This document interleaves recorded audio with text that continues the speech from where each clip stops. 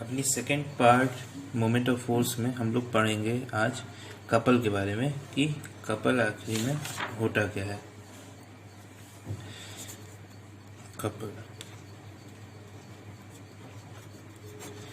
Couple समझने के लिए हम ये जानना होगा कि जब भी मान लीजिए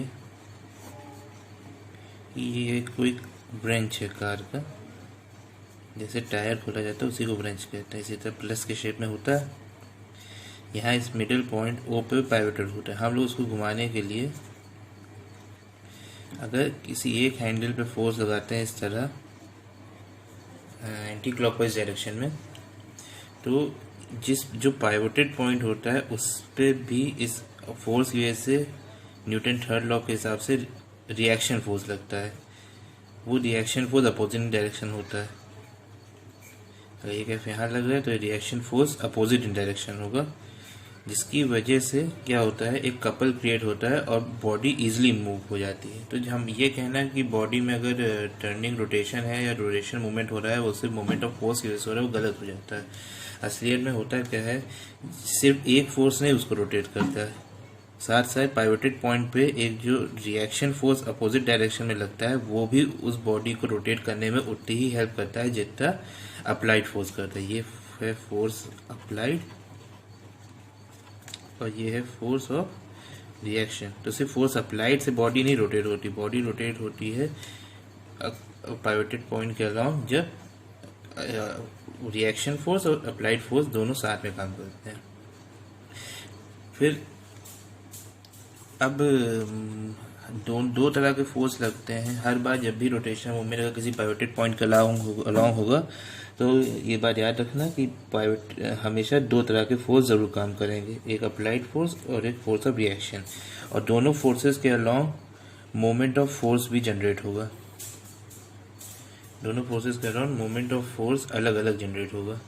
इसके along moment of force generate होगा तो हम लोग पाइवोटेड पॉइंट का यहाँ तक का डिस्टेंस लेके मल्टीप्लाई कर लेंगे फोर्स से, वो आ जाएगा। और इस पॉइंट के along moment of force zero होगा along O torque tau is equals to zero. Tau equals to zero क्यों होगा, वो टाउ जीरो इसलिए होगा क्योंकि फोर्स तो भले ही लग रहा हो लेकिन जो पाइवोटेड पॉइंट से डिस्टेंस है वो तो जीरो है। पाइवोटेड पॉइंट पे फोर्स भी लग रहा है और इससे डिस्टेंस हमें इसी पॉइंट का लेना है। ओ से ओ का डिस्टेंस कितना है, जीरो है, तो मोमेंट ऑफ फोर्स अलोंग ओ क्या आ जाएगा, जीरो। तो कपल को डिफाइन कैसे किया, कपल को डिफाइन इस तरह किया गया कि two equal and opposite forces parallel to each other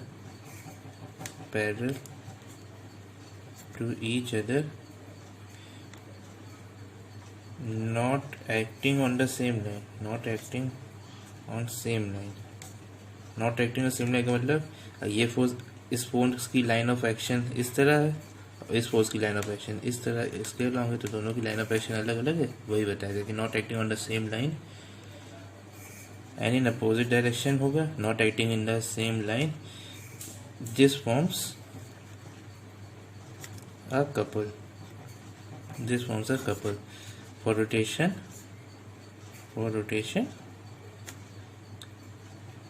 couple necessary होगा, रोटेशन के लिए कपल हमेशा नेसेसरी होगा। तो कपल समझ गए।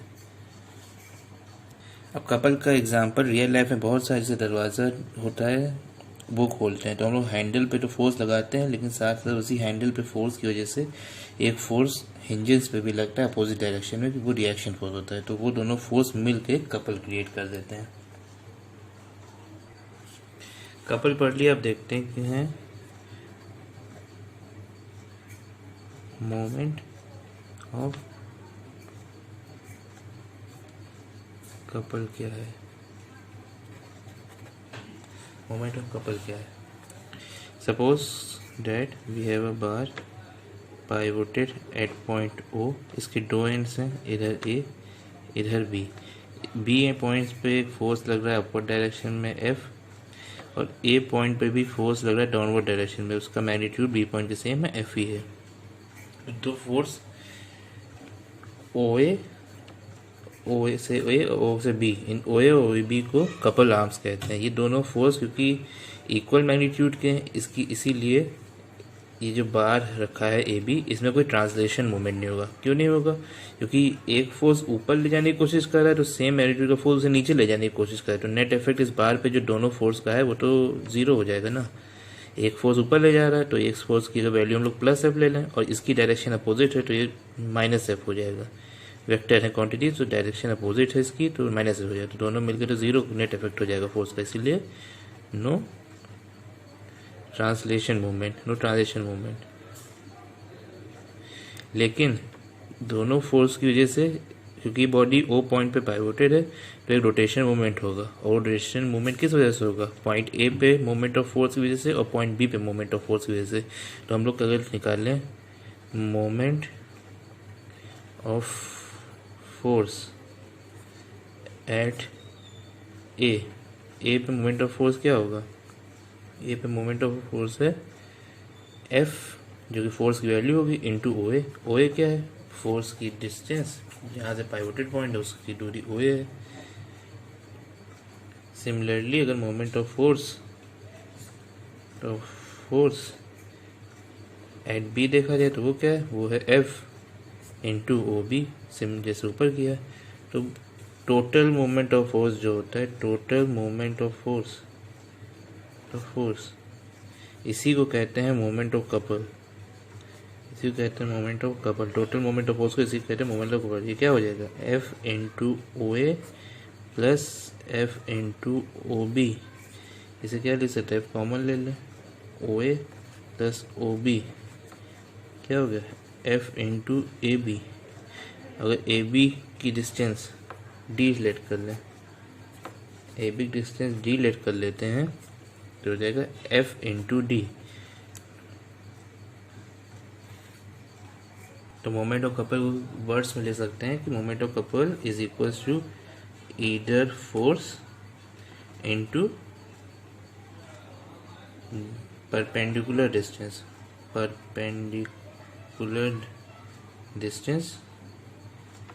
Between the two forces. तो दोनों फोर्सेस के बीच का परपेंडिकुलर डिस्टेंस इंटू कोई भी एक फोर्स, क्योंकि दोनों फोर्स मैग्नीट्यूड का इक्वली होगा, तो कोई भी एक फोर्स उनका प्रोडक्ट जो होगा उसी को मोमेंट ऑफ कपल कहेंगे। अब बात करेंगे हम लोग इक्विलिब्रियम की। इक्विलिब्रियम क्या होता है? इक्विलिब्रियम को डिफाइन किया गया, इक्विलिब्रियम वो स्टेट है कि जैसे कोई बॉडी या तो रेस्ट पे है, कोई बॉडी या तो रेस्ट पे है, या तो कोई बॉडी मूव हो रही है, मोशन में है, ठीक। तो बॉडी है, एक रेस्ट पे है और एक मोशन में है। हमने रेस्ट वाली बॉडी पे कई तरह के फोर्स लगाए, और उन सब फोर्स लगने के बावजूद जो बॉडी है वो रेस्ट पे ही रही, उसमें कोई मूवमेंट हुआ ही नहीं। सिमिलरली जो बॉडी मोशन में है, हमने उसके ऊपर कई तरह के फोर्स लगा, लेकिन उसका मोशन था वो सिमिलर वे में कंटिन्यू ही रहा। तो दोनों केसेस में क्या हुआ कि हमने बॉडी के ऊपर फोर्स तो लगाया अलग अलग तरह का, लेकिन बॉडी की स्टेट ऑफ रेस्ट या स्टेट ऑफ मोशन में कोई भी चेंज आया ही नहीं। इस कंडीशन को इक्विलिब्रियम कहते हैं। तो इक्विलिब्रियम वो स्टेट है बॉडी की जिसमें जब उसमें नंबर ऑफ फोर्सेस उस बॉडी पे लगाए जाए तो उस बॉडी की या तो स्टेट ऑफ रेस्ट या तो स्टेट ऑफ मोशन जिसमें भी वो है उसमें कोई फर्क आए ही ना। तो इक्विलिब्रियम को डिफाइन किया गया when number of forces do not change state of rest और state of motion of a body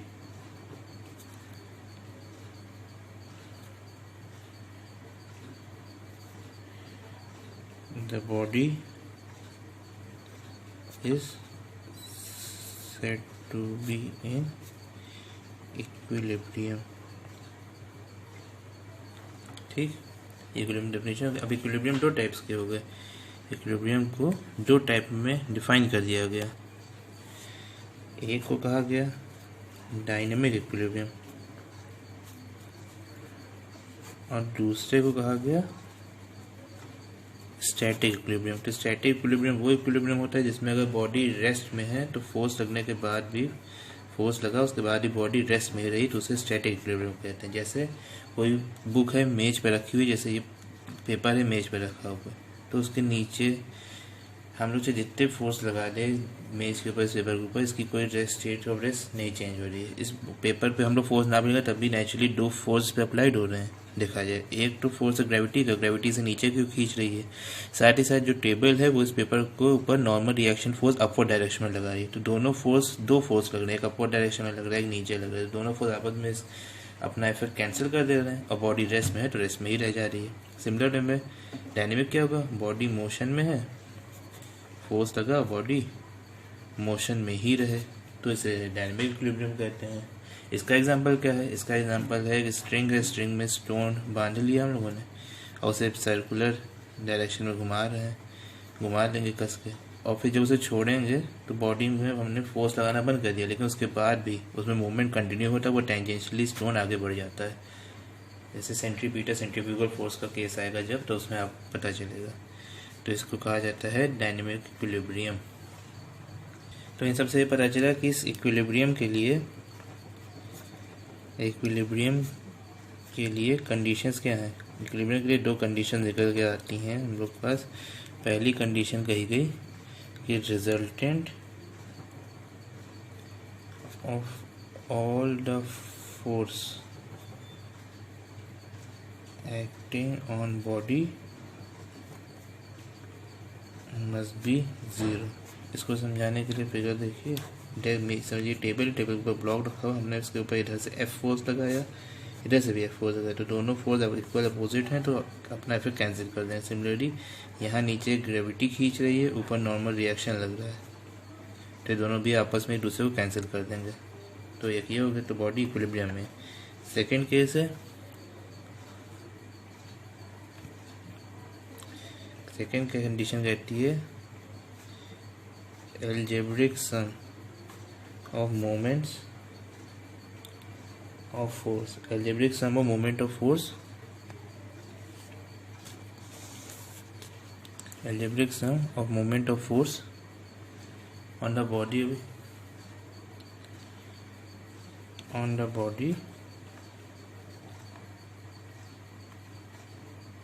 point of rotation के along, point of rotation के along should be zero। ठीक है, अब इसका मतलब क्या है, सेकेंड कंडीशन क्या थी, algebraic sum of moment of force on the body about the point of rotation along should be zero. तो इसको समझते हैं, ओ पॉइंट एक बार ओ पॉइंट है तो पाइवोटेड है, यहाँ नीचे की ओर तीन फोर्स, ऊपर की ओर तीन फोर्स लगा, ये वाले फोर्स इसमें एंटी क्लॉकवाइज मूवमेंट प्रोड्यूस करेंगे, ये वाले इसमें क्लॉकवाइज प्रोड्यूस करेंगे। हमने पहले पढ़ा था कि anti clockwise moment of forces का साइन पॉजिटिव होता है और क्लॉकवाइज का साइन नेगेटिव होता है, तो हम लोग इनको एल्जेब्रिकली ऐड करेंगे। इसका मतलब हम लोग पहले anti clockwise moment of force calculate करेंगे, उनका साइन पॉजिटिव रखेंगे, उसमें clockwise moment of force calculate करेंगे लेकिन उनका साइन नेगेटिव रख के उनमें ऐड कर देंगे, और जब ऐड कर देंगे अगर आंसर हमें जीरो आ जाता है तो हम ये समझ जाएंगे कि बॉडी इक्विलिब्रियम में है। ये जो सेकंड कंडीशन हम लोगों ने इक्विलिब्रियम की पढ़ी, उसी से ही एक नई चीज डेवलप होकर आती जिसे कहा गया principle of moment. Principle of moment क्या कहता है, प्रिंसिपल ऑफ मोमेंट कहता है कि sum of anti clockwise moment must be equal to sum of clockwise moment. अगर सम ऑफ क्लॉकवाइज मोमेंट और sum of anti clockwise moment बराबर आ जाते हैं तो ये प्रिंसिपल ऑफ मोमेंट को फॉलो करता है। और ऐसा होगा कब, ऐसा तभी होगा जब बॉडी किस में होगी, इक्विलिब्रियम में होगी, क्योंकि प्रिंसिपल ऑफ मोमेंट का जब हम लोग कैलकुलेट करते हैं सम एक साइड इक्वल टू के अलॉन्ग इसे लिखेंगे, तो हम लोग यहाँ पे साइन को नहीं यूज़ करेंगे, हम लोग दोनों को पॉजिटिव रखेंगे। प्रिंसिपल ऑफ मोमेंट में इस साइड भी पॉजिटिव होंगे, इस साइड भी पॉजिटिव होंगे। जब इनको हम लोग इधर से इधर ट्रांसपोज करके इधर ट्रांसफर के इक्वल टू के लेफ्ट हैंड साइड मिलेंगे तो ये सब नेगेटिव अपने आप ही हो जाएंगे। अगर ये इक्वल थे तो ये सब इधर नेगेटिव आके इससे कैंसिल हो जाएंगे तो हमें जीरो मिल जाएगा टोटल, और वो जीरो मिलने का मतलब इक्विलिब्रियम में बॉडी है। इसी को प्रिंसिपल ऑफ मोमेंट कहा गया। ये प्रिंसिपल ऑफ मोमेंट का स्टेटमेंट और प्रिंसिपल ऑफ मोमेंट की डेफिनेशन इंपॉर्टेंट है, इसके ऊपर न्यूमेरिकल्स आते हैं। एक क्वेश्चन देखते हैं। इस क्वेश्चन में एक बार है ए बी जो कि ओ पॉइंट पे पाइवोटेड है, ओ से ए साइड तक की दूरी 2 मीटर है, ओ से बी तक की दूरी 4 मीटर है। ए पॉइंट पे और नीचे की ओर 5 न्यूटन का फोर्स लग रहा है और बी पॉइंट पे नीचे की ओर 3 न्यूटन का फोर्स लग रहा है।